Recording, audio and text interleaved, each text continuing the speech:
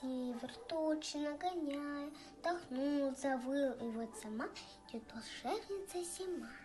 Пришла, рассыпалась клоками, повисла на суках дубов, легла волнистыми коврами среди полей вокруг холмов.